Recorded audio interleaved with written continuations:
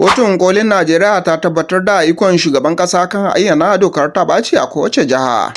Faransa ta dakatar da tallafin da take baiwa jamhuriyar Nijar a fannin kiwon lafiya, musamman tallafin kwaroron roba. Ana iya kama Bello turji a cikin awanni 24, in ji Yahuza Getso, masani kan harkokin leƙen asiri da tsaro a Najeriya. Tsadar kuɗin haya na hana samari aure a Sokoto, in ji rahoton jaridar Daily Trust. Shugabannin kungiyar ECOWAS sun amince da shugaban kasar Ghana John Dramani Mahama ya zama dan takara ɗaya tilo na shugabancin kungiyar tarayyar Afirka na shekara ta 2027 mai zuwa.